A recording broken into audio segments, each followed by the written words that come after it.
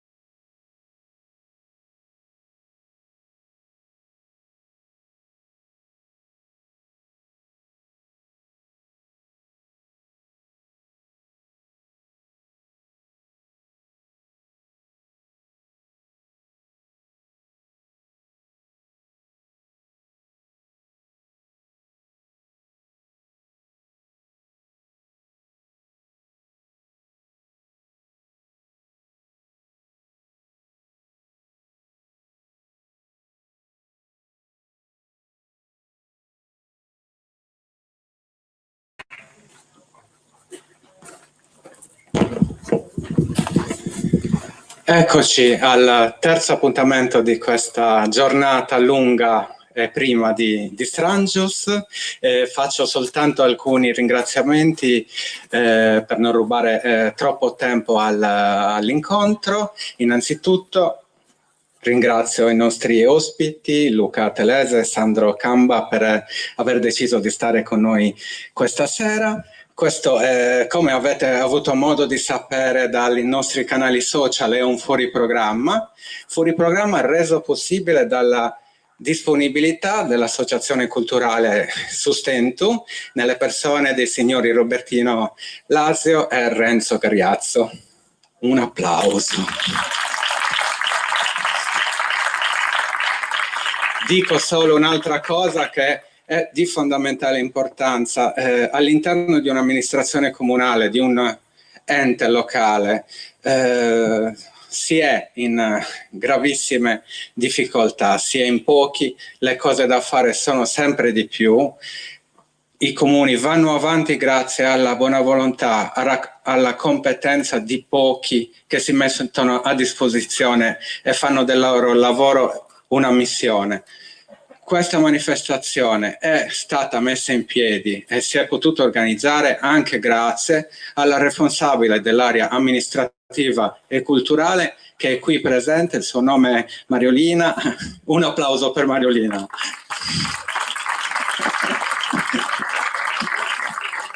Grazie per essere qui, anche se è la terza presentazione del giorno. Vi ringrazio tantissimo. Lascio la parola al maestro Pepe Manias per la presentazione. Grazie.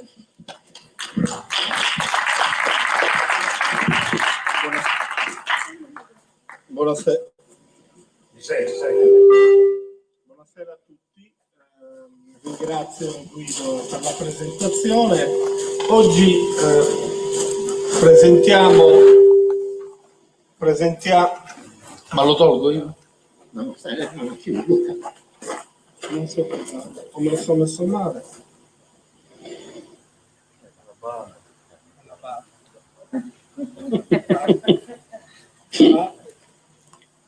Si sente? Non vi perdete niente, ma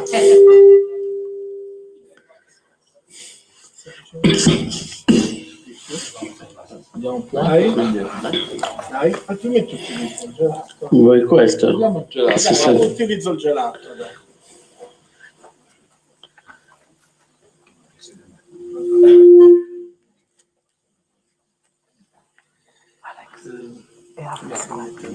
È a fuoco. Andiamo gelato? La Sono sera. davanti, Non sono davanti. Credo che io.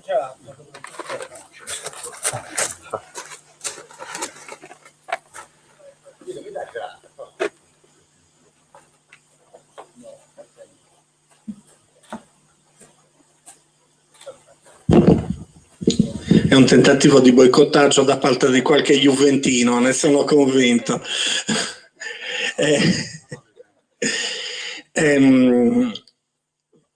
Quello che presentiamo oggi di Luca Telese potrebbe essere, e lo è anche, un libro sul Cagliari, un libro sulla vittoria del campionato di Cagliari, ma come tanti libri che si occupano della nostra società, del nostro background, anche background calcistico, questo è un libro che parla di tante altre cose, un po' come tanti grandi giornalisti che erano anche giornalisti sportivi, quando scrivevano di calcio scrivevano anche di altre cose, ricordiamo ad esempio Gianni Brera. Luca Telese ha bisogno di pochissime presentazioni, notissimo giornalista, autore, riprende la parola Cuori di un long seller della Spelling & Cooper uscito già nel 2006 intitolato Cuori Neri, e di tanti altri libri, l'ultimo Turbo Capitalismo insieme a Marco Revelli. Questo libro appunto uscito quest'anno sempre per Solferino, Cuori Rosso Blu, ricorda quella che fu la cavalcata importante, ovvero quella della vittoria del campionato del Cagliari del 69-70. Voglio partire con una suggestione che scrisse appunto il grande giornalista Gianni Brera sulla vittoria del Cagliari, dello scudetto. Lo scudetto del Cagliari rappresentò il vero ingresso della Sardegna in Italia. Fu l'evento che sancì l'inserimento definitivo della Sardegna nella storia del costume italiano. La Sardegna aveva bisogno di una grande affermazione e l'ha avuta con il calcio, battendo gli squadroni di Milano e Torino, tradizionalmente le capitali del football italiano. Lo scudetto ha permesso alla Sardegna di liberarsi da antichi complessi di inferiorità ed è stata un'impresa positiva, un evento gioioso. Gianni Brera. Luca. Allora, buonasera a tutti, grazie di essere qui. Per me è molto importante essere qui perché, come spiegava Peppe, la mia storia parte da qua. Io sono cresciuto con un mio nonno, soprattutto i primi mesi di vita, con un mio nonno sardo che era nato a Serramanna nel 1887, è morto a 97 anni e questa sua longevità mi ha permesso di essere a contatto con lui e di avere una trasmissione di cultura e di storia straordinaria. Quindi c'erano nel suo cuore tre cose fondamentali: 2 guerre mondiali, la Brigata Sassari, la compagnia ciclistica che aveva scelto di guidare perché era la cosa più futurista che forse c'era in quel periodo, con le ruote piene, e l'orgoglio per essere citato nel libro di Beppe Dessì, che era suo cugino, e poi il Cagliari. Quindi nella sua vita lui era partito da qua, poi aveva girato con l'esercito su tutti i fronti d'Italia, si era trovato l'8 settembre nel pieno della spedizione, no, nel pieno della spedizione punitiva, scusate, non l'8 settembre, si era trovato dietro la linea di avanzamento degli austriaci. Ricorda che erano con Emilio Lussu su un pianoro gli ufficiali della brigata chiedendosi che cosa possiamo fare. Gli austriaci avevano rotto tutte le linee, come sapete, e puntavano sul Piave, e mentre qualcuno pensava, ma non osava dire, di arrendersi, Lussu dice vabbè, mettiamoci a quadrilatero e attacchiamoli alle spalle. Una cosa che poteva sembrare totalmente dissennata, invece riuscirono a prendere di sorpresa gli austriaci, che però anche boemi, ungarici, e che stavano saccheggiando morti e feriti, e riuscirono ad arrivare fino al Piave con una scena drammatica ed esilarante che vedrei in un film tipo La Grande Guerra, perché arrivati al Piave iniziarono a gridare siamo italiani, rispondevano con delle schioppettate, dicevano ma sardi o italiani? Sardi e italiani. E così si ricongiunsero gli altri. Ho fatto solo questa premessa perché poi nel cortile, nel soggiorno della sua casa di Cagliari, a via dei Visconti 8, dove io passavo tutte le mie vacanze, c'era questa ultima incredibile amore, quello per il Cagliari, e ogni tanto quando accadevano delle disavventure lui diceva sempre off, tibia e perone. E Hoff era l'uomo che aveva spaccato la gamba a Gigi Riva, ed era un austriaco tra l'altro, e quindi si univano molte cose insieme, e come in questa bellissima canzone di Marras che ci hai fatto l'omaggio di farci sentire, non passerà più lo straniero quando Gigi Riva tornerà, e in questa contaminazione lui lo chiamava il boia del Prater, perché dovete sapere che questo infortunio durissimo fu un fallo a sangue freddo, e Scopigno, anche lui contaminando la guerra mondiale, la resistenza, l'occupazione dei tedeschi, disse ma lo avete visto lo sguardo del boia? Ha colpito Gigi e poi gli ha girato intorno come un sicario e non l'ha degnato di uno sguardo. Ecco, io rivedendo, diceva Scopigno, Hoff, ho rivisto i nazisti che hanno occupato l'Italia. Quindi immaginate quanti simboli, e come questa memoria del Cagliari e dello scudetto in tante case, come credo in quella della famiglia Coni, viveva in forma di leggenda. Per tanti anni ho vissuto anche io di questa leggenda, e poi ho sentito il bisogno, con gli strumenti del mio mestiere, di prendere questa memoria, che ormai era diventata una memoria mitologica orale, e farne un libro. Poi, come spesso capita, quando uno va a scavare scopre molto più di quello che pensava, e quindi ho scoperto che in questa storia tutto quello che sembra impossibile è vero, e tutto quello che è vero in realtà era impossibile. Loro sono un gruppo di ragazzi che compiono un'impresa impossibile, sono la fotografia perfetta di quell'Italia, quasi sociologicamente. Infatti io dico, non è un libro di calcio, se cercate un libro di calcio con i tabellini rimanete delusi, è una storia sociale dell'Italia in un biennio pazzesco, 69-70, in cui la Sardegna, come l'Italia, cambia totalmente passo, voltaggio. Poi lo spiegheremo anche meglio, cioè non mi fermo all'enunciazione, ma in quel momento quella squadra fu la rappresentazione di una regione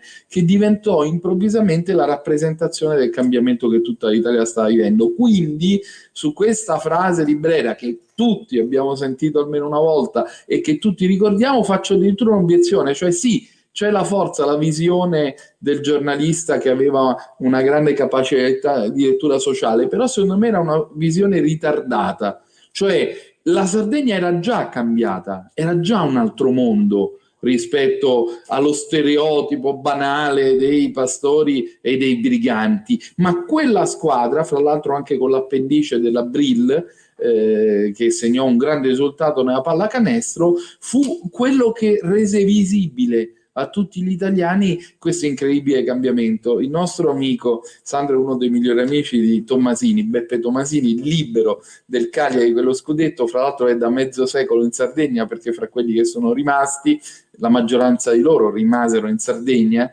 e parla ancora però con il suo bell'accento e la sua voce roca di Palazzolo sull'Oglio, provincia di Brescia.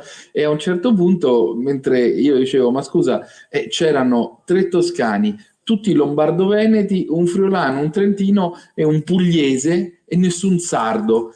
E lui fa, Luca, eravamo migranti economici in Sardegna, che è bellissima come definizione, però c'era questa cosa, la Sardegna poteva dare lavoro a dei figli del profondo nord, e insomma Domenghini di Bergamo, l'Allio addirittura, lui di Brescia, c'era Veronese, erano veramente incredibili, e poi soprattutto venivano dalle valli, venivano dalle province, venivano da un'Italia che era fuori dai riflettori, erano degli outsider sia socialmente che generazionalmente, erano nati fra il 37 e poi il grande gruppo dei giovani erano del 46, e io dico che sono nati col referendum monarchia repubblica, e quindi erano proprio i figli della Repubblica. Che cosa hanno di diverso rispetto a quelli di prima? Sono i primi calciatori belli, cioè che uno li poteva guardare. Riva è la prima rockstar italiana. Io ho trovato, setacciando gli archivi per questo libro, non le copertine del Guerin Sportivo, ovvio, 12, ma la copertina di Grand Hotel, la copertina degli Intrepido, la biografia di Riva Fumetti, cioè improvvisamente questo figlio dell'Italia, che per la sua particolarità colpisce particolarmente, 2 volte orfano, gli muore una sorella di stenti, improvvisamente in questa fiaba diventa il racconto dell'Italia che è uscita povera dal dopoguerra, cresciuta sotto le bombe e si è emancipata col lavoro e nel lavoro. Ultima notazione, sono tutti lavoratori minorili, sono gente che è andata a 14 anni in fabbrica. Riva, quando facendosi cacciare dai collegi perché li considera un campo di prigionia, dice: tiravo sopra di me il lenzuolo e piangevo, racconta quanto soffrivo io, no? È pieno di questa, anche di questo grande orgoglio, no? Quanto soffrivo io per i regali, signori, bisognava ringraziarli perché ci davano i giocattoli rotti dei loro figli. Grazie Signore per la beneficenza, grazie per questa vostra generosità. E dovevamo andare a cantare ai funerali di persone che neanche conoscevamo, e lui si ribella, si arrabbia, e allora la madre, che come dice lui lavorava in filanda ma per potergli pagare la retta era andata anche a pulire le scale, andava a pulire le scale nelle case dei signori, dice: Gigi, devi andare a lavorare. E lui si ritrova a montare gettoniere e pulsantiere degli ascensori. Tra l'altro bellissimo, c'ha queste immagini, sapete, la lingua di Riva è anche molto bella, è una lingua di lavoro, dico io, come quella di Thomas, è una lingua di lavoro, quindi dice: negli anni 60 si muovevano tutti volevano andare verso l'alto, anche chi aveva 3 piani, e noi stavamo lì a montare. Però dice: quando poi sono arrivato in alto, quando ho avuto il successo, mi bastava entrare in un ascensore, magari uno di questi alberghi dove andavano le trasferte, guardavo la pulsantiera, io ero partito da là, e questo mi ha permesso di restare con i piedi per terra. A 76 anni i suoi piedi sono rimasti lì.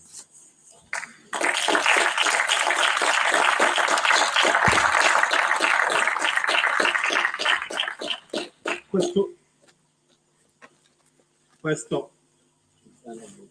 sì, secondo me no. Sono io, mi sono autoboicottato stavolta. Questo libro è un libro di brevissimi 38 capitoli. È un libro che descrive il Cagliari, ma descrive anche la formazione del Cagliari. Ecco, è molto bello anche la formazione personale di questi ragazzi che, come Tomasini, vanno in fabbrica a 14 anni, e poi col calcio riescono a avere il loro successo. E mi piace molto 2 capitoli che Luca fa, che parlano anche della formazione del Cagliari, cioè come viene formata quella squadra, e sono intitolati Sandokan e il filosofo Scopigno. Ecco, questi 2 capitoli ci parlano di 2 grossi protagonisti, di quello che fu il Cagliari dello scudetto. È un po' come Giannoni in radice. Cioè Giannoni crea la squadra per il Torino che poi vince il campionato nel 76. Sì, sono 2 figure all'opposto e sono 2 figure affascinanti. Si danno la staffetta, ma sono anche loro dentro questa staffetta. Allora immaginate che Silvestri, detto Sandokan per la sua grinta, è un uomo anche lui del profondo nord, molto paternalista, molto autoritario, e c'è una Ricciotti Greatti racconta un aneddoto che secondo me lo spiega benissimo, cioè lo sostituisce. Immaginate però com'era quella società, no? Una società in cui si dava del lei ai genitori, ai nonni, e qui anche gli allenatori erano queste figure, padre e padrone, per citare Gavino Ledda. Allora Ricciotti esce dal campo sostituito, non è d'accordo. Ricciotti è una specie di Superman, dico scherzando, perché è un uomo taciturno, serio, frulano, che fa il suo lavoro, quindi il sostituito si sente quasi arrabbiato, voleva continuare a giocare con tutta una grande passione e fa un gesto così, non baffa diremmo oggi, ma un gesto che adombra. Sta rimettendo a posto le sue cose nell'armadietto, sembra un film, chiude l'armadietto, si trova davanti la faccia di Sandokan, poi un rumore più nulla, gli ha dato un cazzotto, è svenuto, si risveglia in infermeria e c'è lo stesso Silvestri che lo abbraccia, gli dice: ma tu non mi devi fare queste cose, tu non puoi mettere in discussione la mia autorità di fronte agli altri, voi siete come figli per me, ma mi fai una cosa così, non la capisco. Ecco, non puoi mettere in discussione la mia autorità. E questo è il 64. Quella squadra è un Cagliari che è appena arrivato, una squadra, come racconto, bella di marinai e di medici. La prima maglia sono dei camici, perché il fondatore della squadra è un chirurgo, e nasce così, con questa contaminazione, no? Vanno in continente a perdere, nel bellissimo canto di Serafino Murru, cioè e gireremo il mondo, ma questi vanno e sono criticati quando nasce questa società nel 1920, nel 24, nel 25, cioè ma che cosa andate in continente a perdere? E secondo me è la cosa bella, perché è la Sardegna che si apre e vuole andare a conquistare il continente.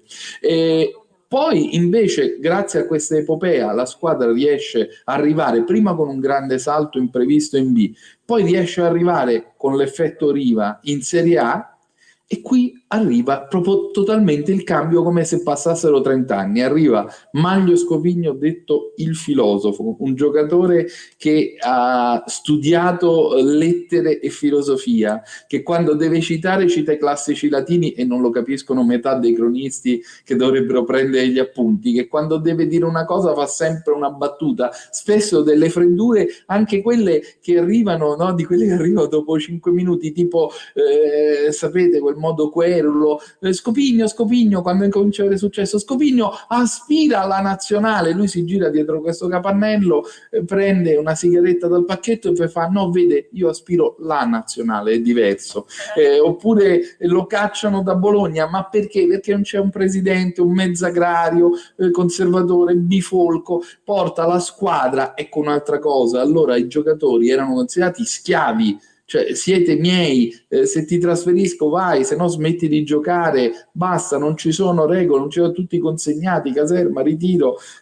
Assomigliava molto a quel momento, e quindi quando lui si arrabbia, quando lo portano a giocare così per esibire i giocatori del circo in un campo di terra e pietre in cui lui si potrebbe fare male, ma è di proprietà dell'agrario, amico dell'agrario, presidente del Bologna, lui a un certo punto ritira la squadra e andando via dice anche ai giornalisti: in questo campo di merda, scusate il francesismo, non torneremo più.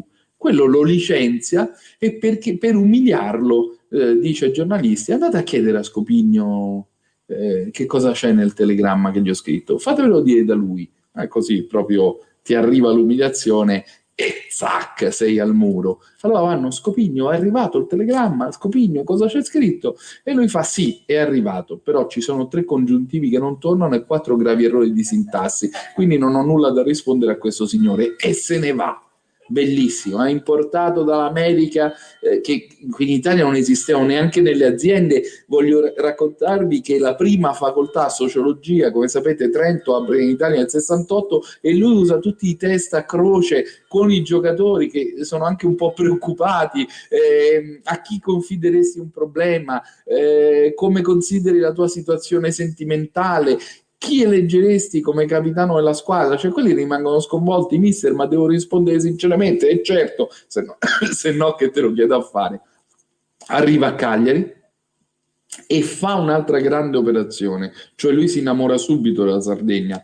Mi raccontano la figlia e la madre costruire una casa bellissima sulla costa, come tanti in quel tempo, che era proprio per lui il suo paradiso, e capisce che la Sardegna è madre. quindi porta qui, altrimenti non si spiegherebbe la ragione sociale di questa squadra, porta Riva è un orfano, Mancin è orfano di padre, nel senso non l'ha neanche conosciuto, Zignoli, il terzino di Verona, anche lui è addirittura finito in seminario perché avendo perso il padre, la madre non riesce a sfamare 4 bocche, lavora pensate, per il convento dei Comboniani missionari, e dice datemi più tonache, datemi più tende, datemi più tovaglie, e quello gli dice, il priore un giorno gli dice guardi, le abbiamo dati tutto, non possiamo darle più niente, ci dia lei un figlio.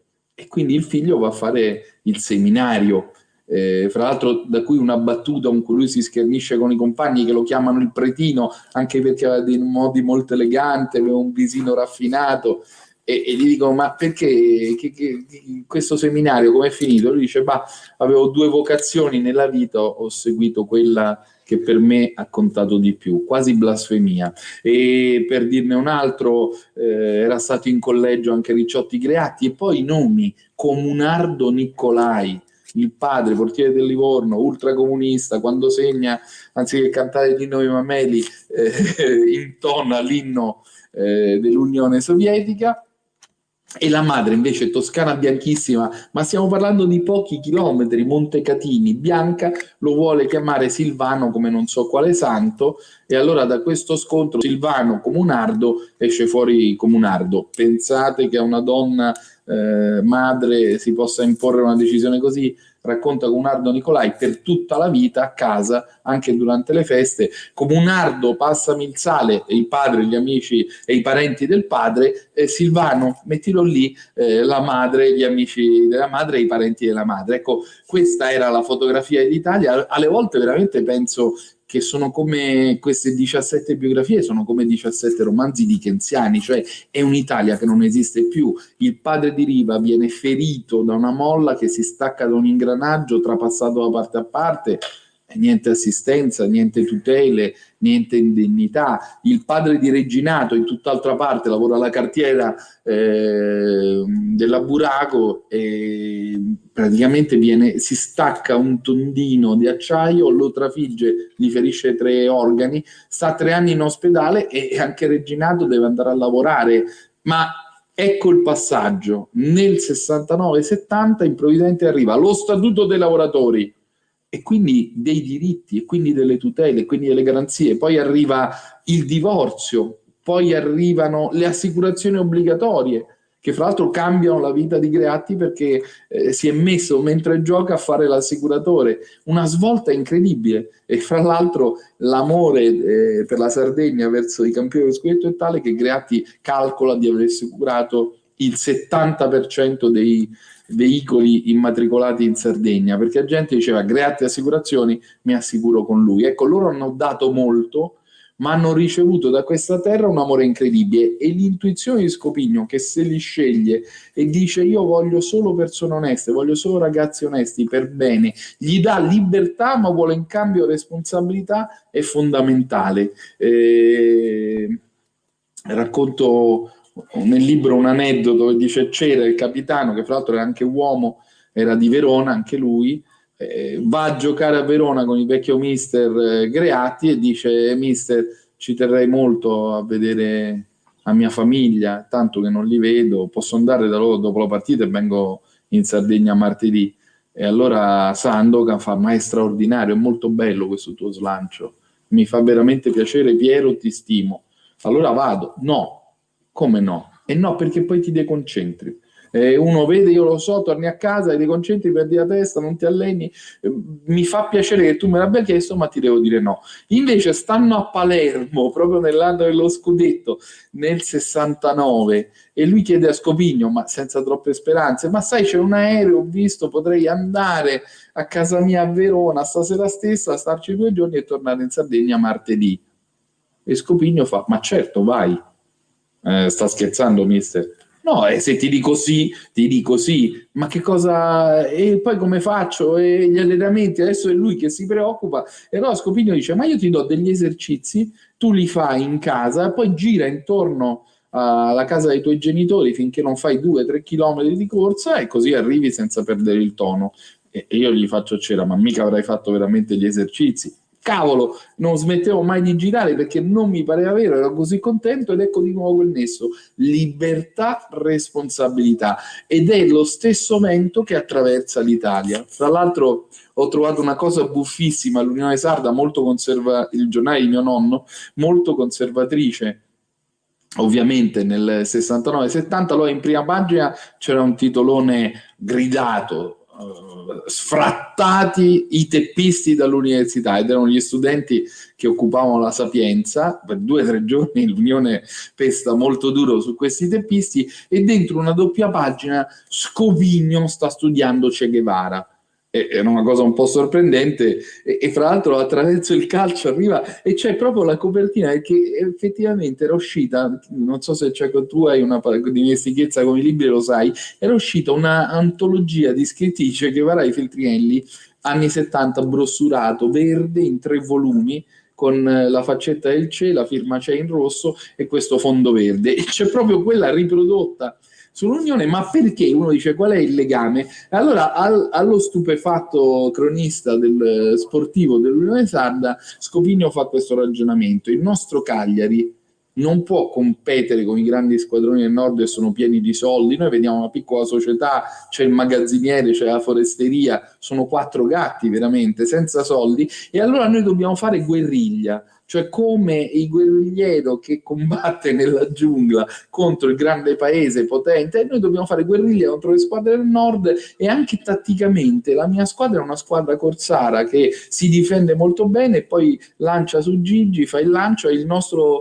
Viet Cong Gigi Riva. È una cosa stupenda, cioè era veramente un paese in cui poteva accadere tutto. Però guardate che il negozio che aprono le 2 sorelle Tofanari, una delle quali diventerà la compagna di Riva, si chiama Bang Bang col punto esclamativo, e quando sono andato da queste meravigliose signore eleganti che ora servono anche la Cagliari bene, la sorella di Gianna mi fa: beh, eravamo un negozio hippie. Ora, il negozio hippie a Cagliari nel 68, io non riesco a immaginarlo, ma perché cosa avevate? I figli dei fiori? No, mi immaginavo delle cose un po', no, invece è ancora il 68, cioè i Beatles stanno arrivando, hippie, cioè avevamo le magliette, le polo, i pantaloni a quadretti, cioè delle cose che quando ti mettevi quelli uno diceva: ma chi è questo? È un pazzo. Ecco, questa è l'Italia che stava arrivando, no? Con uno squillo di fanfara, con tutto quel suono intorno,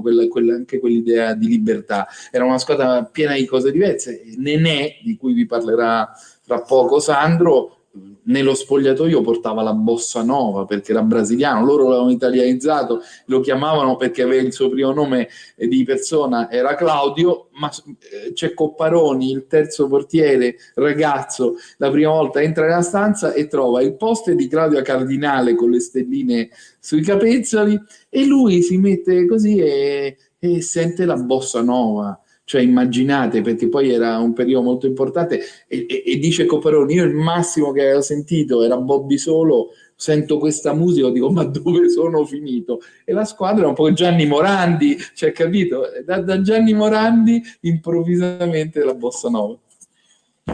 Sì, in quel Cagliari ci sono dei giocatori che non ci sono più. Ecco, uno di questi è stato Nenè. Nenè era un giocatore che veniva dal Brasile, era arrivato nella Juve come centravanti. Scopigno tra l'altro l'anno in cui dicono ma ha fallito come attaccante, aveva fatto 11 gol nella Juve. Sì. Infatti questa è una cosa stranissima. Sì, l'ho prese Silvestri, gli cambia il ruolo e poi c'è un gol bellissimo durante il campionato. Sandro Camba l'ha conosciuto un po' dopo, ed è stato anche un suo, diciamo, è uno che l'ha aiutato molto. Ecco, Sandro, ci ricordi un po' Nenè? Claudio Nenè è arrivato in Italia nel 63, ha fatto un anno qui alla Juve e poi accendilo. Vai, prova così. No, accendilo perché lo devo spegnere. E no, stiamo parlando della Juve e si spengono i microfoni. Sì. Sempre così. E poi è arrivata a Cagliari l'anno successivo. Ripeti e non hanno sentito. È arrivata a Cagliari, in Italia nel 63. È arrivata, e poi nel 63-64 è arrivata a Cagliari. E a Cagliari si è ambientato perché ha iniziato a legare con i suoi compagni e soprattutto quello che ha portato nel Cagliari di allora era il fatto che lui era innanzitutto caratterialmente era un allegrone, poi era sempre pronto per fare scherzi, era una persona molto socievole ed era innamorato della samba. Per lui il pallone giocare a pallone era un divertimento. Infatti ricorda Tomasini che un giorno gli disse, durante il campionato, gli disse Thomas, ho fatto un sogno, dice, ho sognato mia madre e domani segno. E mia madre mi ha detto che bisogna giocare il pallone a terra. E lui gli ha detto, vabbè, dice, normale, come sempre. No, dice, perché? Dice, mi ha spiegato che la mucca mangia l'erba, il pallone è di cuoio e quindi è fatto dalla pelle della mucca, per cui il pallone rotola per terra dove c'è l'erba e quindi ritorna al suo elemento madre. E praticamente dice c'è questo legame, ritorna a quello che è l'animale che diciamo produce la pelle per fare il pallone. Quindi tutta questa sua filosofia si è poi tramutata che il giorno dopo hanno giocato, lui ad un certo punto ha preso la palla, ha dato una staffilata, un calcio a questo pallone, proprio raso terra e il pallone è entrato. E si è rivolto a Thomas e gli ha detto, hai visto? Dice, quello che ti avevo detto si è avverato, mia madre non sbaglia mai. Questo per dirvi un altro aspetto. Claudio era molto scaramantico, lui credeva molto era molto superstizioso. Quando uscivamo assieme, è capitato una volta andando nell'Uorese verso Barumini, ad un certo punto mi fa, Sandro ferma la macchina, fermati.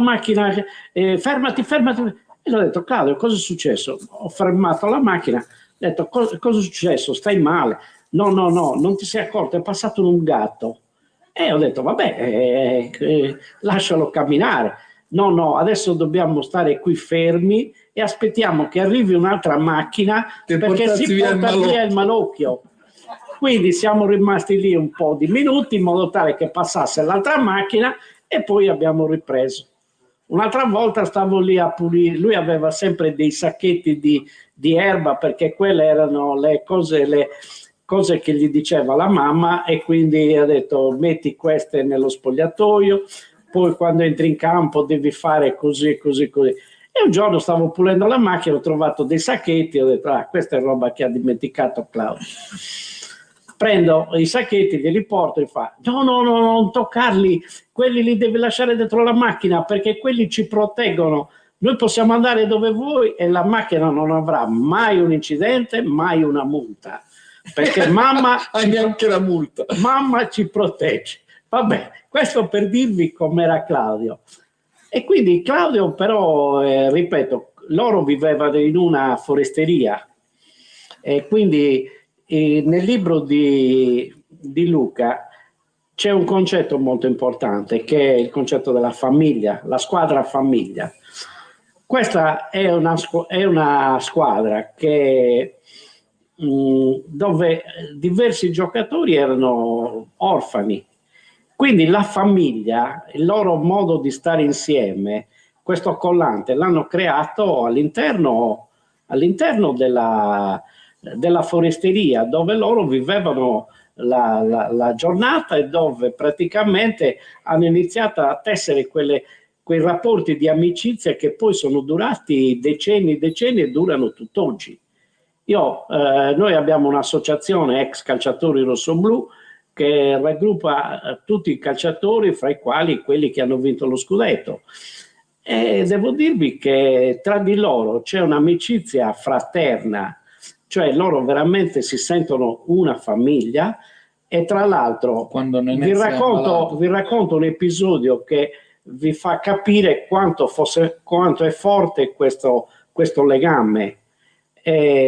Quando Claudio è stato male, Claudio è stato ricoverato in una RSA e, vista la sua situazione familiare, si è reso necessario nominare un tutore. In quella circostanza il giudice al giudice venne segnalato il mio nome dai servizi sociali perché avevano saputo che Claudio frequentava casa nostra e così via, casa mia e così via. E quindi il giorno andai in tribunale per giurare per diventare il tutore di Claudio. E in quella circostanza il giudice mi disse: guardi, dice, c'è una persona che vuol parlare prima con lei.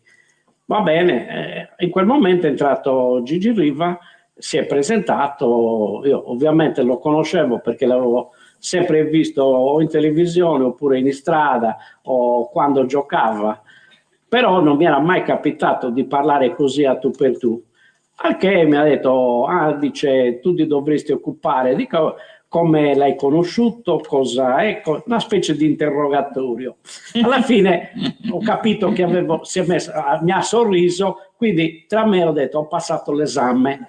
E niente, da quel momento lui mi disse: guarda, Claudio per me è come un fratello, dice, per cui qualunque cosa tu abbia bisogno ti devi rivolgere a me. E poi ti porto alla cena.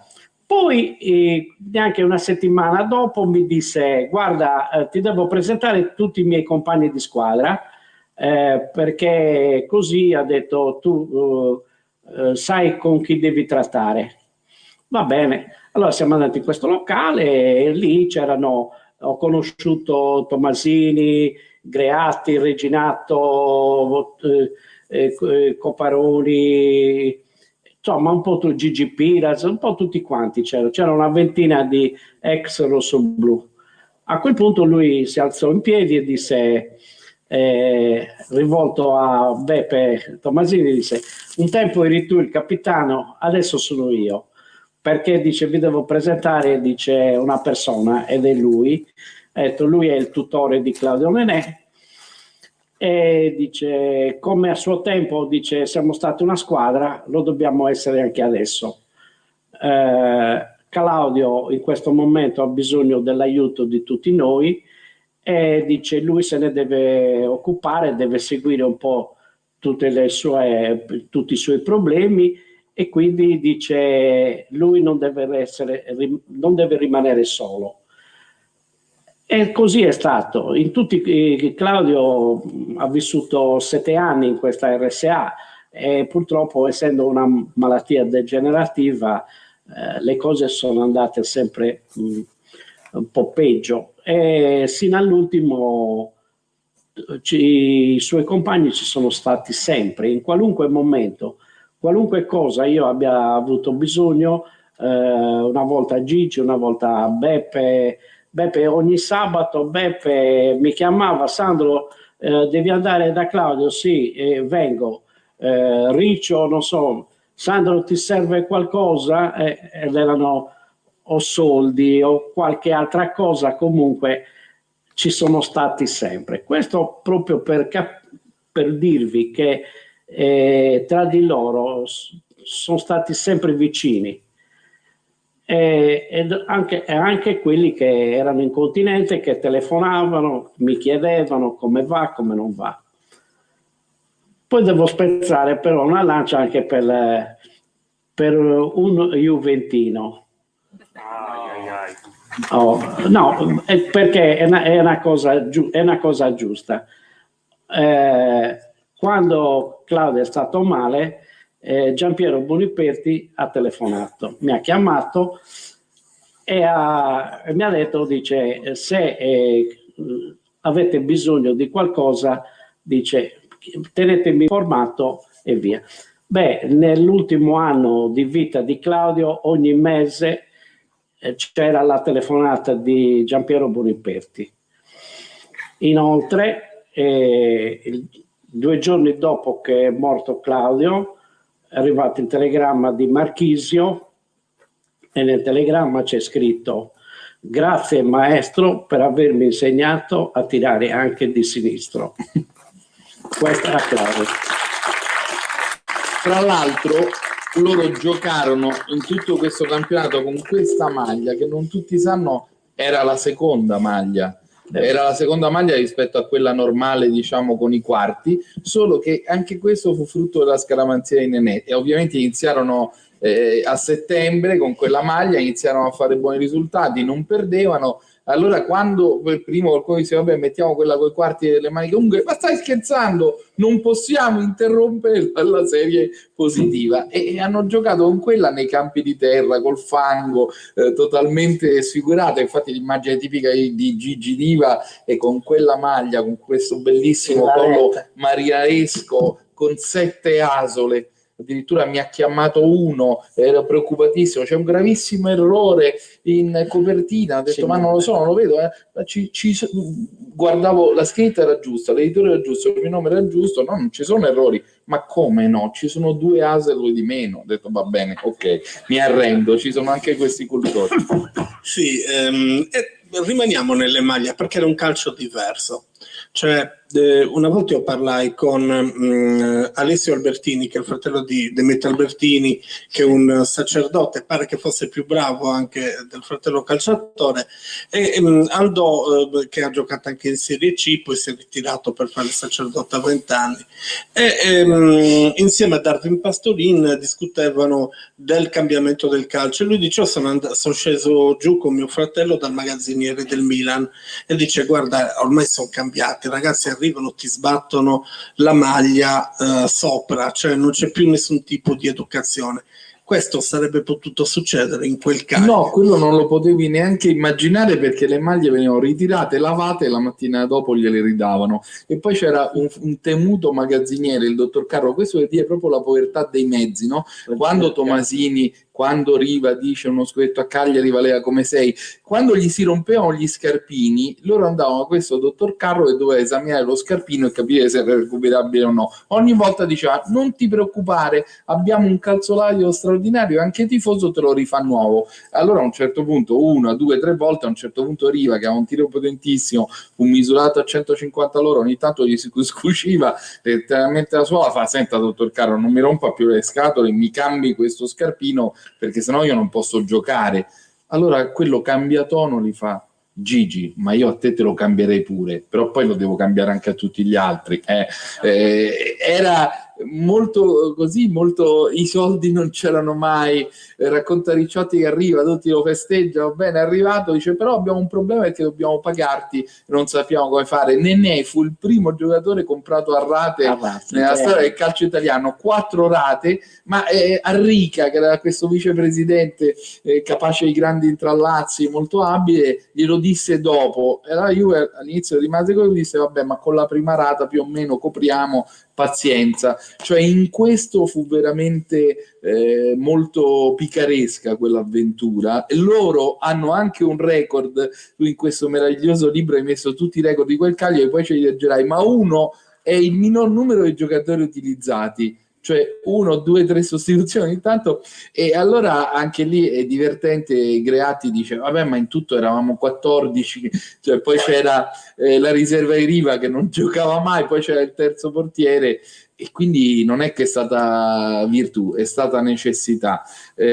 Voglio dire un'altra cosa che mi colpisce di quella stagione, cioè di quel clima, quando Gianni Agnelli si innamora di Riva e vuole averlo a tutti i costi, ha in mente un'operazione che ha già fatto in Calabria con Nastasi, un centravanti, e lì a un certo punto anche lì i tifosi un po' protestavano. Allora arriva un uomo Fiat e dice però portiamo una piccola fabbrica dell'indotto dei ricambi, così diamo un po' di sollievo a questa terra e saremo tutti più contenti. E infatti arriva questa piccola fabbrica dell'indotto Fiat, era la potenza, no? Che si muoveva, non era solo calcio, era veramente economia, calcio, società.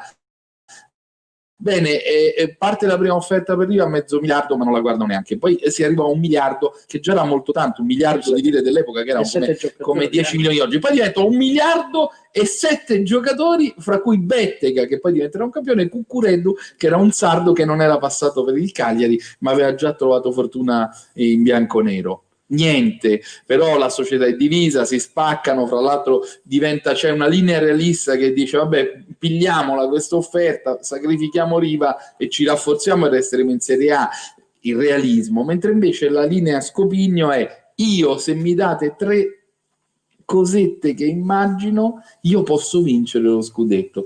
Arriva l'ultima offerta, succede una bomba atomica, perché Tutto Sport, giornale fra l'altro di Torino, dice oltre al miliardo, oltre ai giocatori di contropartita, Agnelli è riuscito ad assicurare tramite una cordata di imprenditori un ospedale che vogliono regalare alla Sardegna. E non dovevano venire qui a dirlo. Scoppia una mezza insurrezione popolare, l'Unione Sarda, io lo riproduco perché fa veramente storia del costume.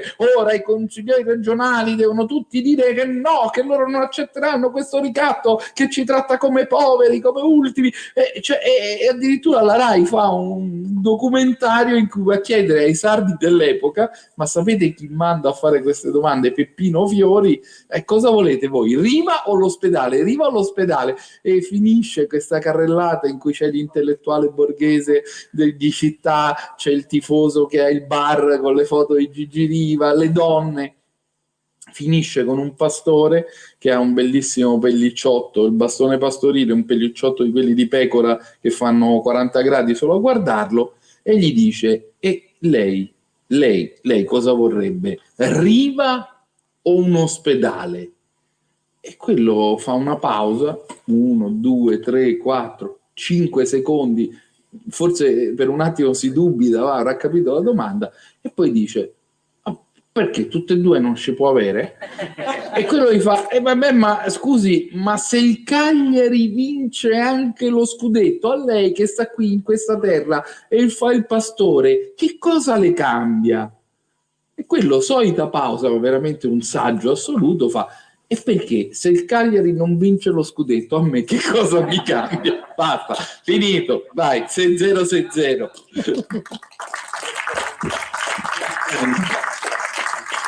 Però c'è un campionato, il Cagliari inizia questo campionato, alla prima giornata incontra la Sampdoria, pareggia a Genova 0-0 e si arriva alla quinta giornata, quando la Fiorentina, che aveva vinto non senza polemiche lo scudetto precedente, perde in casa col Cagliari 1-0, quindi il Cagliari diventa capolista, continua a rimanere capolista, poi va a Palermo, una delle squadre che retrocederà. Il Cagliari perde 2 partite e una è quella con Palermo.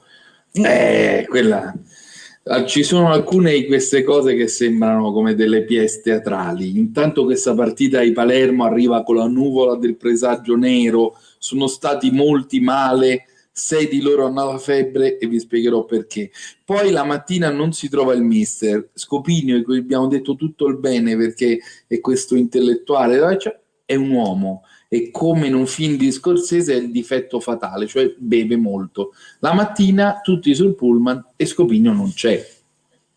Allora iniziano a dire: diamogli un po' di tempo, diamogli 5 minuti, poi 10 minuti, un quarto d'ora, non è arrivato, ma devono andare allo stadio, scendono tutti più o meno al torpedone e iniziano a gridare: mister, per questo albergone di Palermo, e non lo trovano. Allora si preoccupano, vanno a cercarlo in camera, si fanno aprire col passepartout, la camera è vuota, il letto non è rifatto, allora scatta la paura.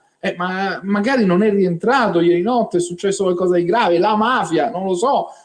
Il portiere di notte ha un'intuizione, ma mi ricordo che tempo fa venne un cliente molto ubriaco, ed era così ubriaco che scelse la stanza giusta però nel piano sbagliato. Perché non provate? Allora vanno al piano sotto, nella stanza gemella, e quello Scopino lo trovano addormentato nella stanza di un altro. nel letto vestito, però come molti che, come sapete, reggono l'alcol anche in questa terra, dice non vi preoccupate, tutto a posto, si lava un attimo la faccia e sull'autobus sembra perfetto, Scopigno perfetto, anche molto calmo. La partita è drammatica perché 6 di loro hanno la febbre, non corrono come dovrebbero, faticano molto e a un certo punto c'è il gol di Riva che però viene annullato. Il guardaline con la bandierina alta dice niente, fuori gioco.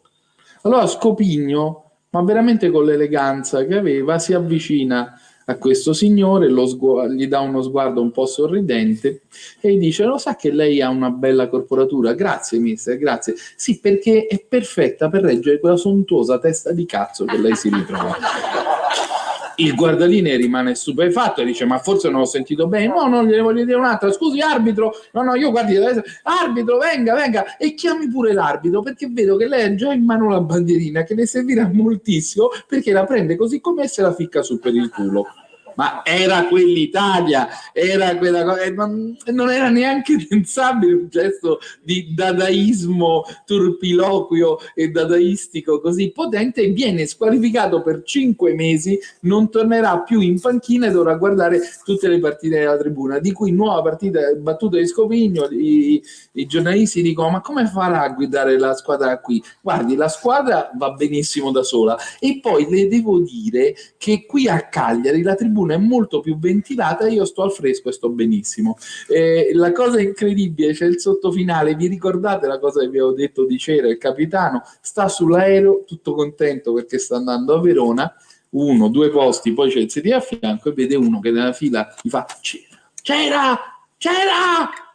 Ma chi è sto matto? Magari è un tifoso di un'altra squadra. Ma ha capito chi sono? No, guardi, non l'ho mai vista in vita mia. Ma che sta dicendo? Non ha capito chi sono? Io sono il guardaline. Mi è successa una cosa tremenda. Voi non avete un allenatore, avete un energumeno, una persona volgare. Io spero che non lo facciano più entrare in un campo da gioco. Va bene, ciao e via a Verona.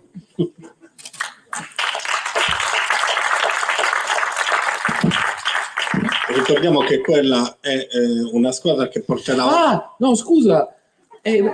No, solo la cosa più interessante, vi ho detto dei 6 con la febbre, l'Unione Sarda è indignata, ma non è che può bastare una febbre come scusa, solo che quell'anno in Cina, guardate se vi ricorda qualcosa, è scoppiato un virus a Hong Kong nel 68, ci ha messo un anno ad arrivare perché non c'erano neanche i voli diretti con la Cina.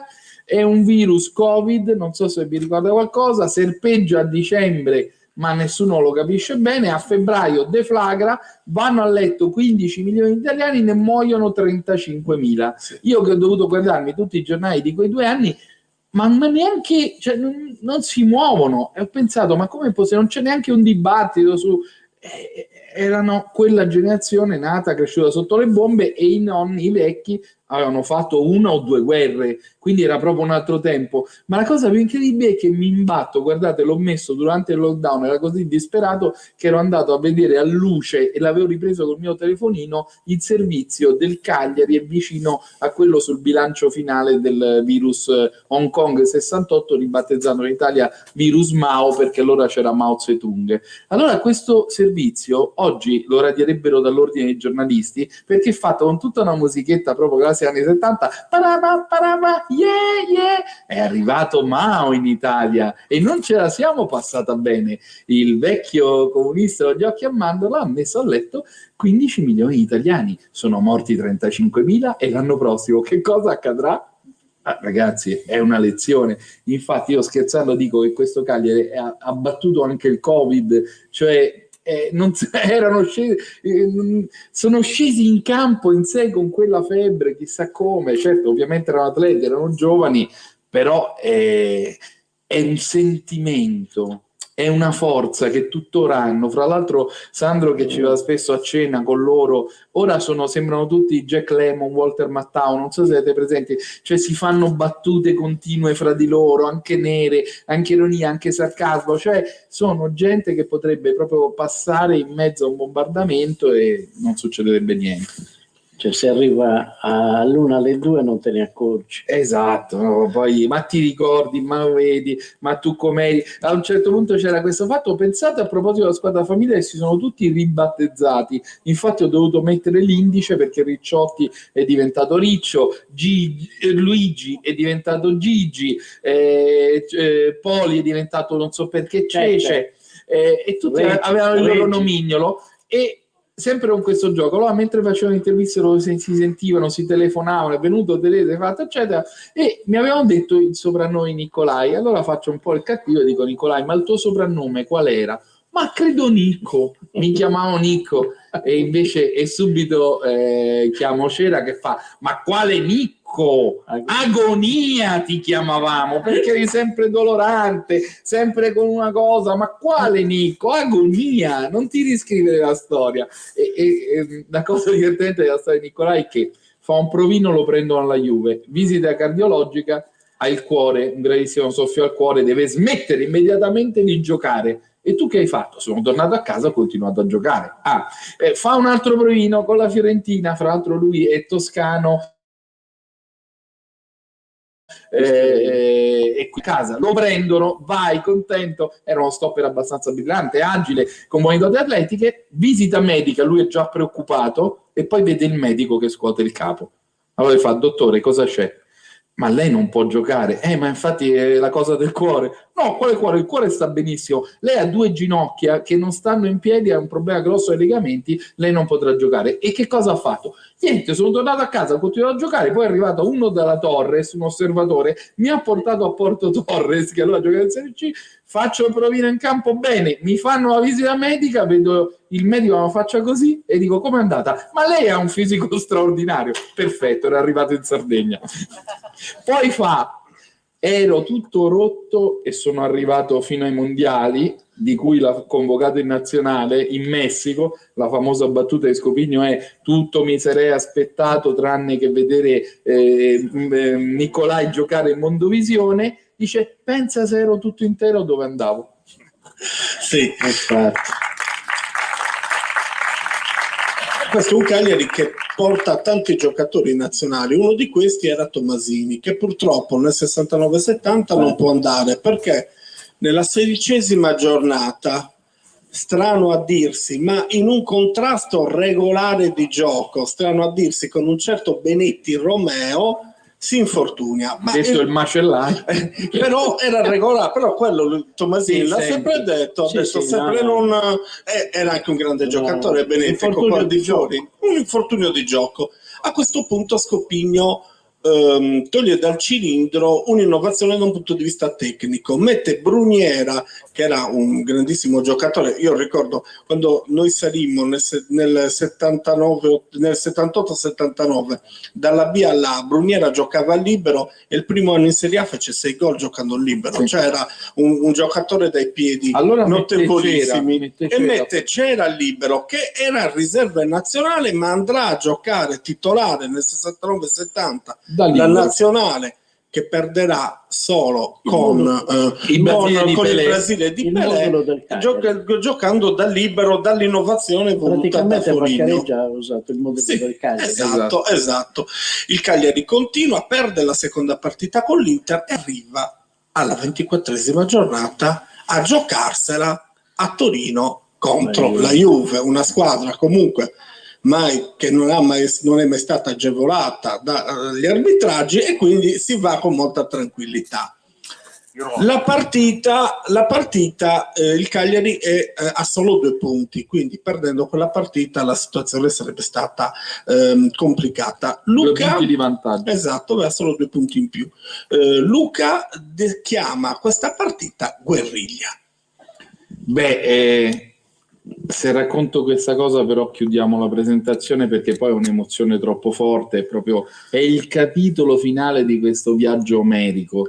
Cioè loro arrivano lì, fuori casa, mentre stanno facendo questo viaggio si accorgono di aver acceso qualcosa di enormemente potente. Partivano da tutta la Sardegna alle 6 del mattino, quando il Cagliari giocava in casa, con i porcetti all'Ansicora, con i porcetti arrostiti. Poi c'erano dei posti molto ambiti perché erano gratuiti, erano quelli degli alberi che circondavano. Fra l'altro qualcuno nella società propose di tagliarli, ma nessuno ebbe il cuore, quindi i primi che arrivavano si arrampicavano sugli alberi e cercavano di presidiare la posizione fino alle 3 del pomeriggio. Regolarmente ogni domenica, anche qui c'era una specie di tamburino cattivissimo sulla Nuova Sardegna o sulla Nuova Sardegna. Anche questa domenica sono cadute 3 persone. All'ospedale nessun morto, però capito, questo era vai col porcetto, le cose, la sagra da tutti i paesi, cioè la Sardegna diventa nazione intorno a questa squadra, ma loro capiscono che è diventato qualcosa di ancora più forte quando si decuplica la partecipazione alle loro partite nel continente. Cioè, racconta Tomasini, racconta Albertosi, cioè noi andavamo 5-6 mila persone. Non era la società di oggi, il calcio non era come oggi Star System, 5-6 mila persone con le bandiere con Rosso Mori che iniziavano i giornali, la stampa, lo specchio dei tempi. Va bene che domenica giocherà il Cagliari, ma possibile che dobbiamo avere per tutta la settimana dei sardi che girano per la città con le loro bandiere? Cioè, capito, era diventata una cosa più grande di loro, un'epopea. E soprattutto 3 partite importanti con la Juve, con l'Inter e con il Milan, loro hanno quasi la sensazione di giocare in casa, cioè il terzo anello del San Siro, che erano i posti più economici, sono tutti dei sardi, e sono la cosa che li commuove e che avrà un ruolo in questa dramma di questa partita, è che sono tutti emigranti, ma non emigranti, non solo gli emigranti in Lombardia o in Piemonte, ma gente che viene apposta per vedere la partita dal Belgio, dalla Francia, tantissimi dalla Svizzera, cioè improvvisamente diventa questa cosa qua. Allora si arriva in questo clima che, come hai detto benissimo, essendo anche uno storico dei numeri, se loro vincono, siccome si possono prendere solo 2 punti a partita, vanno verso la volata con un vantaggio che possono amministrare. Se vince la Juve gli sta col fiato sul collo e li aggancia. E gli oscuri presagi ci sono anche questa volta, viene dichiarato uno sciopero degli operatori della RAI per la domenica pomeriggio, ma gli operatori della RAI che lavoravano domenica pomeriggio sono solo quelli che seguivano la partita, al punto che il massaggiatore Duri, una specie di chioccia della squadra, dice a Ugo Conti nel sottopassaggio: c'è questo sciopero, quindi ci sarà rigore per la Juve. Ora sarà...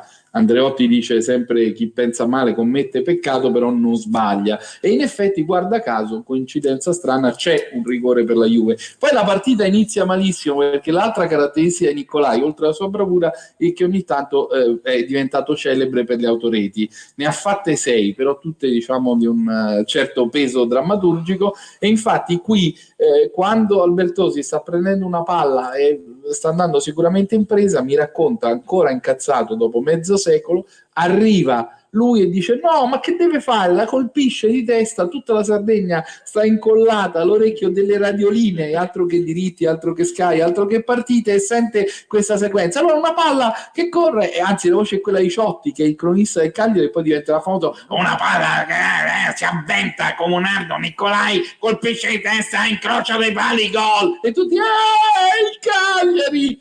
E no, non è nella porta della Juve il gol, è nella sua porta, in quella del Cagliari. Però questi non crollano, non vogliono crollare. Una prodezza pazzesca di Riva su una palla servita dal lato, Riva riesce a fermarla con il petto, una cosa molto strana, io non l'ho mai vista nel calcio, cioè col petto si stoppa questa palla molto alta, lui aveva una forte elevazione, e poi con la testa la tocca, quindi fa un doppio tocco e riesce a beffare Anzolin, e quindi sono 1-1.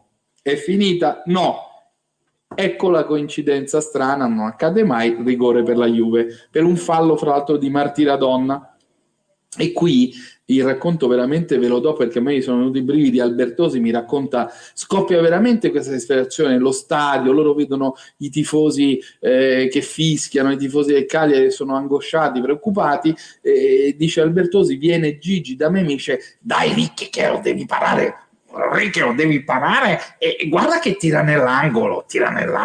E allora Albertosi si prepara a questo momento, non era facile, un marcatore importante, uno che gli segnava sempre, Haller, e lui si butta esattamente sull'angolo. Fra l'altro dice: vedo la fila dei miei compagni come se fosse l'ultima volta che mi guardavano, questo qui che piazza la palla, mi butto nell'angolo piazzato, allungo la mano e con la punta delle dita tocco la palla che va fuori, ci abbracciamo tutti, i sardi che urlavano dalle tribune, e improvvisamente Lobello, l'arbitro siciliano, dice: no, si ripete. Ma che cazzo stai dicendo si ripete? L'ho parato. No, ma ti sei mosso. Ma ci muoviamo tutti. Ma che stai dicendo? Poi è la prima volta, cioè non solo gli hai dato un rigore che non c'era, perché questo rigore non c'era, stia a posto Albertosi. No, non solo non c'era il rigore, ma mo glielo fai pure ripetere. Allora che facciamo? Facciamoli fare 10 tiri a porta vuota. Però, dice, mi viene una crisi di pianto, vedo che la Juve cambia il rigorista, che allora era considerato una scorrettezza, lo tira Anastasi, e mi sono appoggiato al palo e ho pianto. E Albertosi, che è un signore che doveva fare il maestro elementare, cioè molto controllato, dice: ho pianto e non ho neanche pianto quando è morto mio padre. Quel giorno ho pianto, mi sono appoggiato al palo, ho avuto un crollo emotivo quando hanno tirato in porta, e con la bellezza della loro lingua, in porta non c'era più nessuno, e in realtà c'era lui, ed è gol. A questo punto scoppia l'inferno. Cioè 6 giocatori del Cagliari rincorrono l'arbitro, dice vado per fermarli, ma ero incazzato pure io, dico allo bello: ma scusi, ma che stiamo scherzando, ma questo non si può convalidare questo gol, allora ripetiamo. Inizia una situazione proprio di inferno, e qui esce fuori quel loro racconto che si era innervato in questa epopea. Arriva, dice: dopo tutti i sacrifici che abbiamo fatto, sono venuti a guardarci da tutta Italia, non può fare questo, ha capito? Poi arriva, stia a posto e stia attento, perché sennò tiro fuori il cartellino. E poi arriva Gori che vuole calmare Riva, ma anche lui si mette lì di tutti i colori all'arbitro, e poi si avvicina furibondo Nicolai: no Nico, stai dietro, agonia, non venire. E a un certo punto accade l'irripetibile in quella società, con questa figura dell'arbitro che è ancora sacrale. Riva si svincola dai compagni, gira intorno all'arbitro per potergli piazzare davanti, e gli fa: ma che altro, cosa cazzo ti devo dire perché tu abbia le palle di espellermi? È proprio l'apostasia, la bestemmia, la cosa che non si può sentire. Lobello chiama Cera con un gesto deciso, dice: Cera, in quel momento ho pensato: quanti di noi manda fuori? Gigi, io, cioè in 6 come finiremo questa partita? In 4, non lo so, una cosa così. E Lobello improvvisamente, forse perché proprio lo ha colpito questa cosa, l'imbroglio, l'accusa dell'imbroglio, aver tradito le speranze, Lobello cambia totalmente il registro e fa: Cera, continuate a giocare, la partita è lunga. E già era strano questo incipit. E poi gli fa: Cera, sì, mi sente? E certo che la sento. Giocate la palla lunga. E che fa? Ci dai consigli tattici? Allora dico: scusi, non ho capito bene che cosa vuol dire. Dice: sì, giocate la palla lunga su Riva. Allora, capito? Continuiamo a giocare, io metto la palla qui, continuo a giocare. Dice: ero indignato, mi fa Cera. Un arbitro che ti dice gioca la palla lunga su Riva, che vuol dire? Che non doveva dare rigore, che ne vuole dare un altro. E quindi che hai fatto? Ho iniziato a giocare le palle lunghe su Riva, ma proprio tutte, ne me la dava io lunga su Riva, in una di queste palle lunghe su Riva, un terzino della Juve gli dà una spallata da dietro a cui di solito Riva resisteva. Riva finisce a terra incazzatissimo. Lobello, rigore per il Cagliari. Di nuovo lo stadio totalmente ammutolito. Qui passo la parola nel ricordo a Domenghini e dice: ero preoccupato, faccio per dire lo tiro io, perché era il secondo rigorista, diciamo, e vedo Riva che arriva come una furia, mi strappa il pallone di mano, lo pianta lì e inizia come se volesse avvitarlo per terra. E io sono angosciato perché sapevo che Gigi tirava sempre il suo tiro classico, il rigore era un tiro di potenza, uno di quei mancini pazzeschi, e dico: se è arrabbiato la palla va alle stelle, cioè Gigi perde la testa qua. E Gigi invece si mette là, prende la sua rincorsa, tutti ammutoliti. E che cosa fa?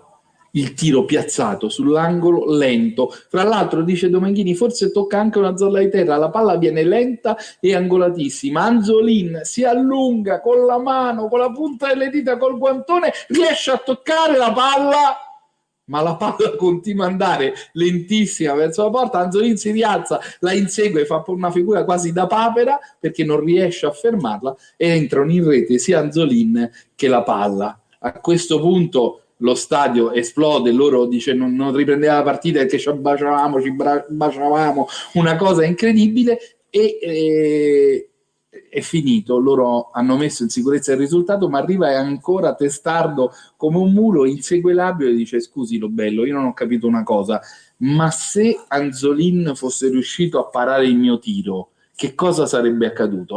Cosa sarebbe accaduto? E allora Lobello fa: avrei fatto ripetere il rigore.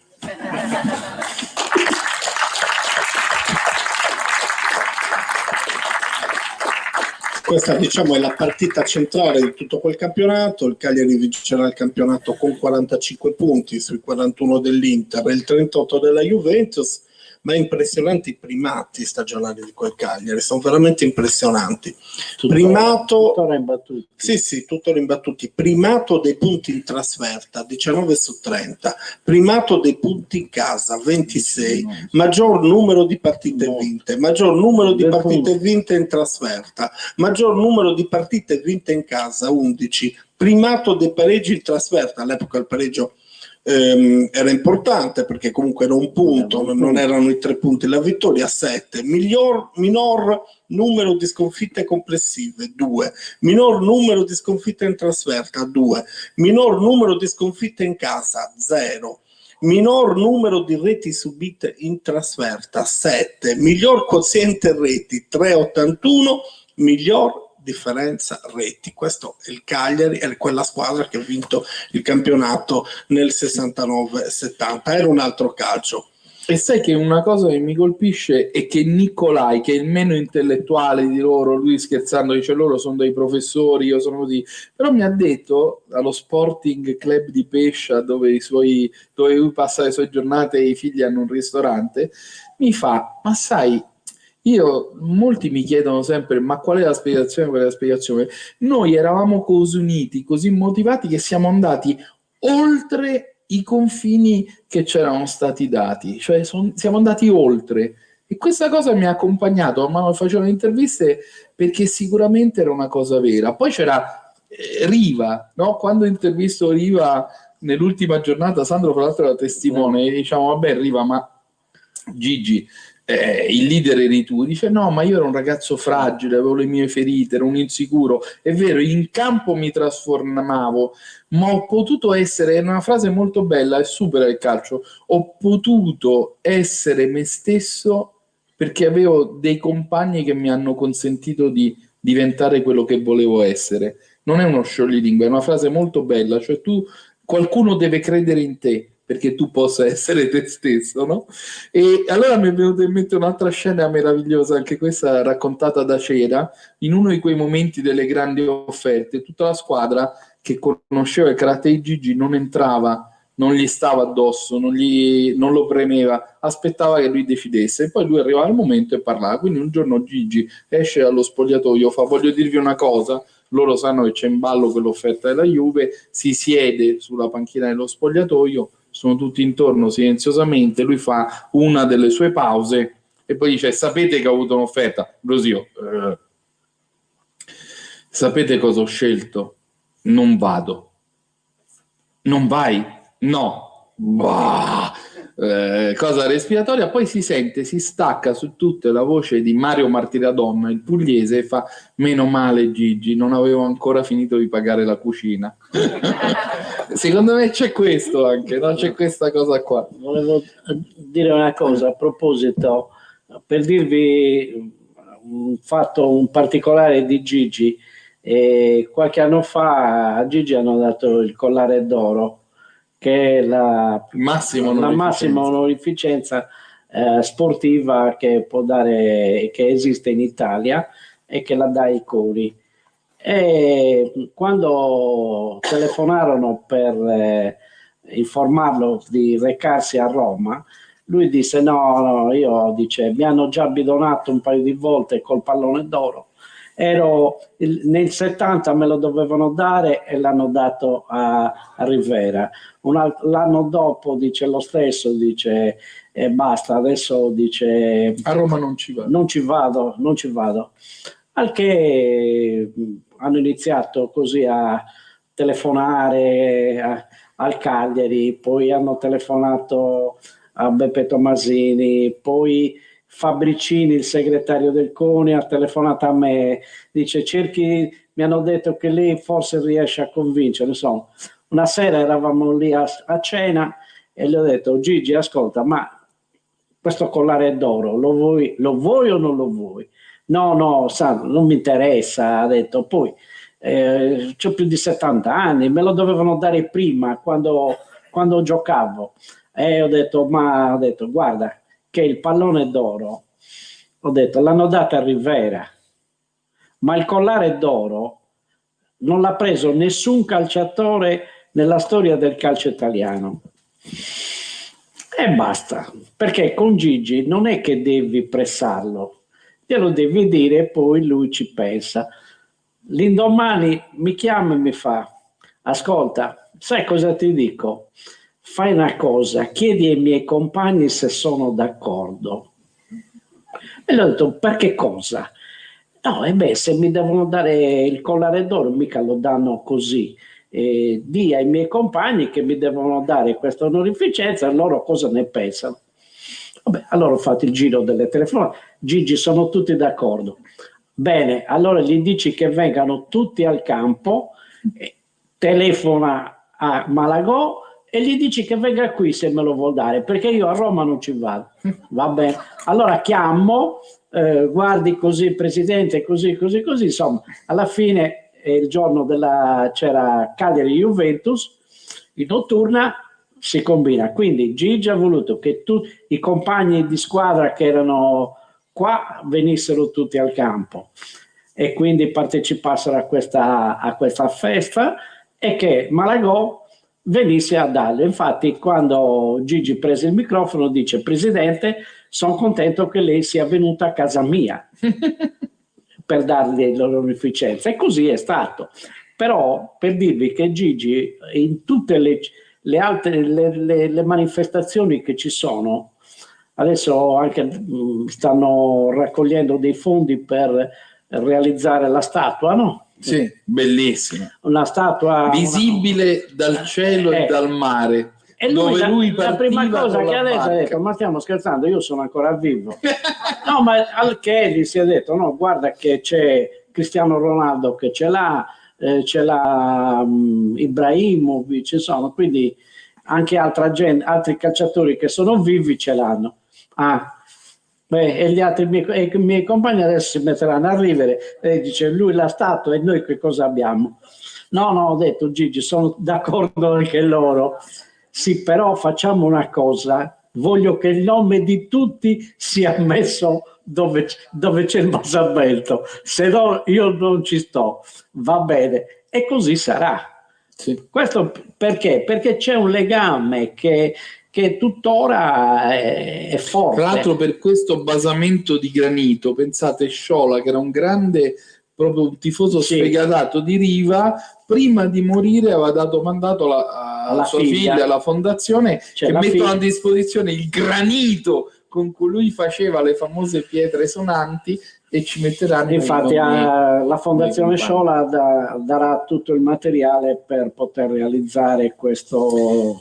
Tra l'altro quella di Gigi non è proprio una favoletta buonista, e ci sono stati anche colpi bassi, anche cose, anche il dubbio, lui stesso. E la cosa bella è che nessuno di loro nasconde una cosa, cioè lui racconta: ogni volta mi veniva che questa offerta saliva, io mi ponevo questo dubbio: ma valgo questi soldi? È giusto, non è giusto? La Juve allora cambia strategia, fallita la strategia ospedale, prova la strategia amico, sapendo che Albertosi era compagno di stanza di Gigi nei ritiri della nazionale. Gli dice: senti Albertosi, noi vi vogliamo tutte e due, chiaro? Allora tu vai da Gigi, spiegagli che l'offerta è questa e c'è un super bonus per tutte e due se venute tutte e due. Allora racconta Albertosi, ma è straordinario, Io che hai fatto? E io ho iniziato a dire a Gigi andiamo nel buio, no? Mentre eravamo lì per addormentarci, via da Cagliari. Sì, Gigi, andiamo, qui sta finendo il ciclo, fra un po' manderanno via Scopigno, fra l'altro io farò un seguito perché è proprio una bellissima epopea, loro rischiano pure di rivincere, vecchi, stanchi, dopo 2 anni, con alcuni che hanno quasi 35 anni, rischiano di vincere, ma comunque in quella notte, dice, io gli dico, guarda Gigi, qui hai vinto tutto quello che potevi vincere, ma a me uno scudetto a Cagliari vale più di 10 scudetti vintatori, va bene, guadagnerai il doppio. E lui fa, ho già quello che mi basta, questa squadra sta finendo, ma non voglio essere io a lasciare i miei compagni. Insomma, alla fine di questa nottata che gli ho fatto una testa con un pallone, torno dall'emissario della Juve e gli dico, ma guarda che io vengo, ma Gigi no, e allora non prendiamo neanche te. Ma capisci? E lui infatti lì è finito al Milan, dove a 40 anni ha vinto un altro scudetto. Però 79, guardate, 79, cioè, è uno con la testa dura, nessun altro in quel tempo avrebbe resistito a tutte queste sirene che aveva intorno. Cioè, è una cosa veramente incredibile. Questo era il 1970, però 50 anni dopo, no? C'era il compleanno, non 50 anni sì, questo è bellissimo. 3 anni fa, meno di 47 anni fa.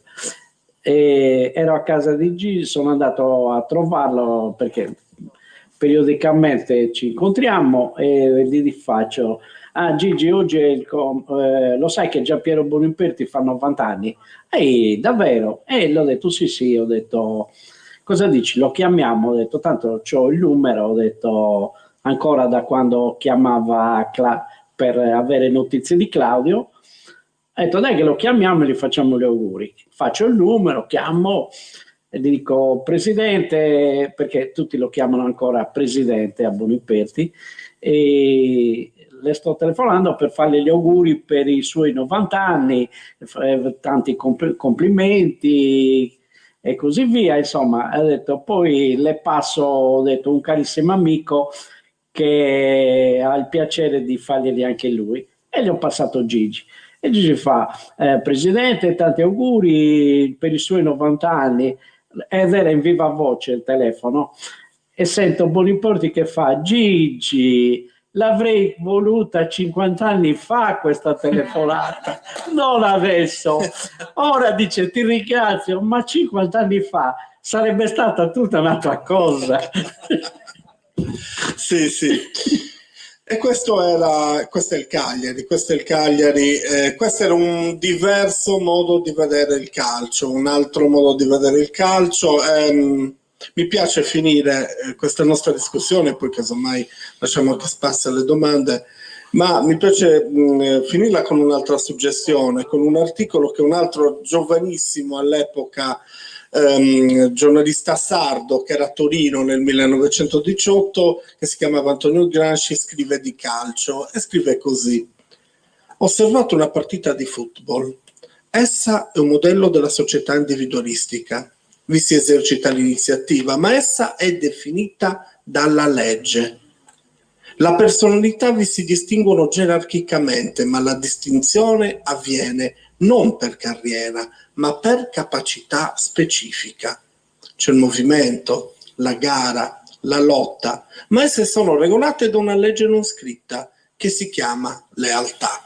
Questo era il calcio di cui parlava Gramsci, ma era il calcio del 69-70, in cui questi cuori rossoblu vinsero lo scudetto. Grazie.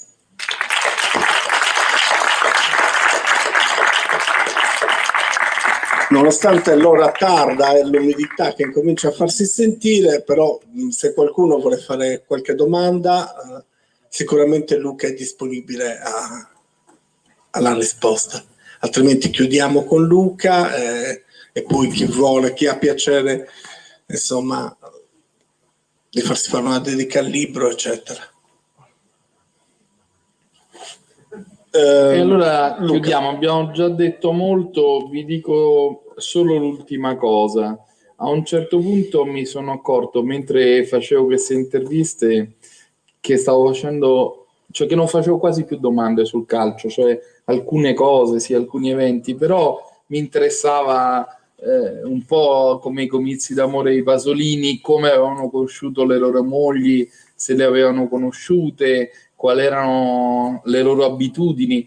E quindi poi alla fine è veramente venuto fuori questo aspetto del romanzo sociale, no?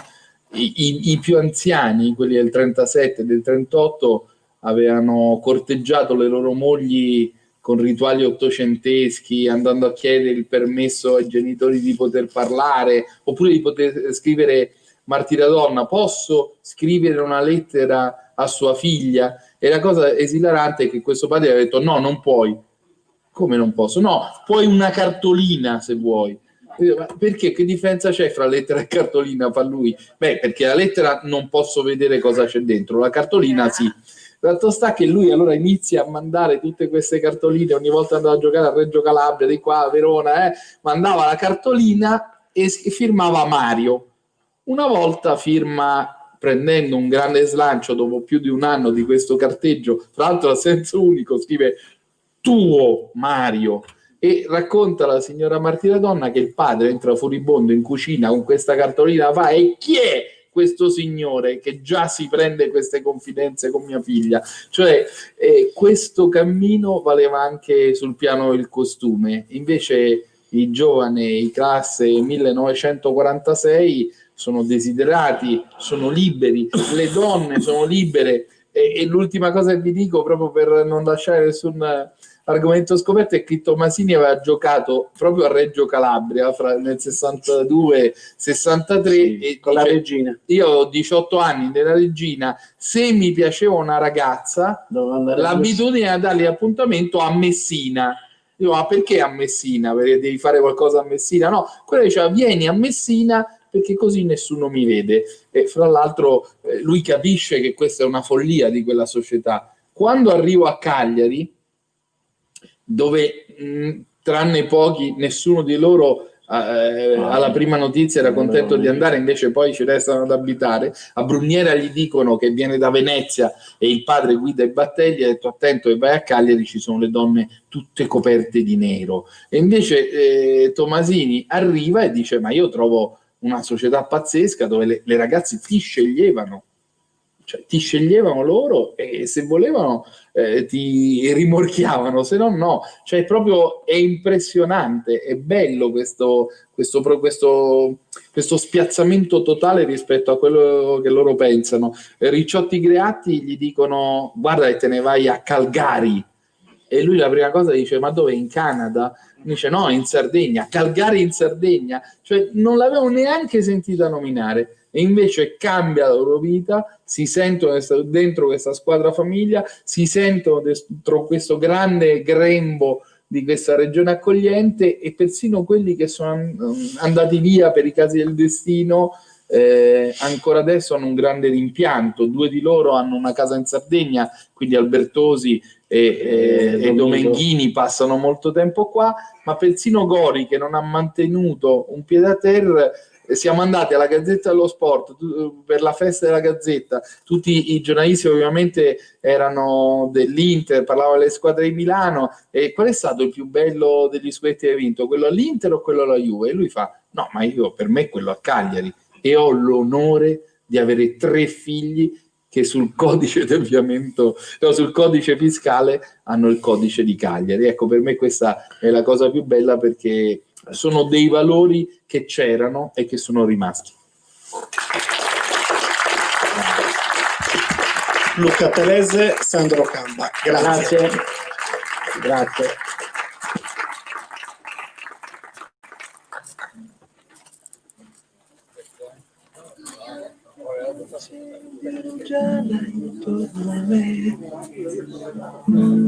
Cerco il sole, ma non c'è.